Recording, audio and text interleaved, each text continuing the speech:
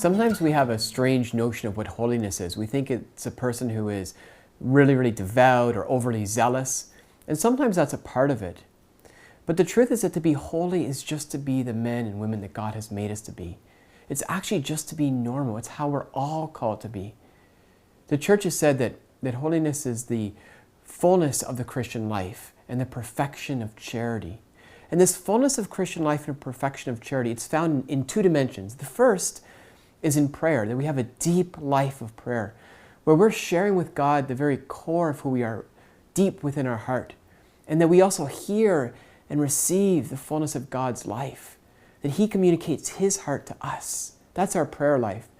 But the other side of it is this life of virtue, where the goodness of God is reflected in our life, in the choices that we make, in the way we interact with others.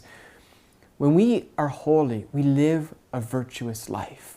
So why do we say holy? Why do we say that a person is holy? Well, what it really means is that they're actually filled with God, who is holy, that God Himself shares His own holiness with us. In baptism, the Trinity comes to live within our souls. And God, who is truth, goodness, and beauty, God who is light itself, shines from within us. Think of a bright light that has a cloth put over it. That light shines out from underneath the cloth. God's holiness shines out from within us. But this is a life work. This is a challenge for us to respond to this call to be holy every day, because oftentimes that light within us can seem pretty dim.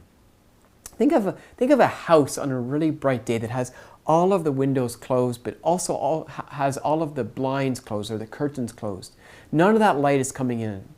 That's like us before we're baptized or before we receive God's sanctifying grace. None of His light is within our house, within our soul. But then we open up those curtains and those blinds, and some of that light begins to penetrate our lives, our homes, our souls. But sometimes our windows are a bit dirty. Sometimes there's mud splattered on them or dust or various forms of dirt on them, and that blocks the light from coming within us. That's like concupiscence. And all concupiscence is it's the wound of original sin within our soul. It means we want to choose things that aren't good for us. These are attractions to things that are evil, or attraction to things that don't allow us to become fully human.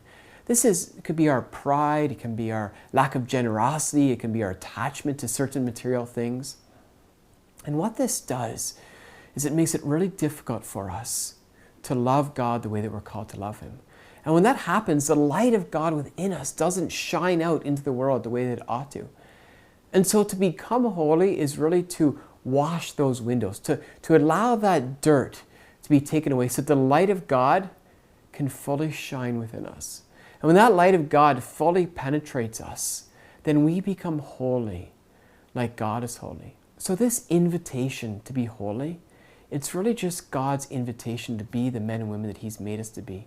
That His light would shine within us, that we would enter a life of deep prayer and living a life of the virtues, so that everywhere that we go, we can bring His life to those people that we encounter. Take a moment now and think of a few people who really impacted you spiritually. Whose light has shone brightly in your life? What was the impact? What were the characteristics of this person that made you think they were holy?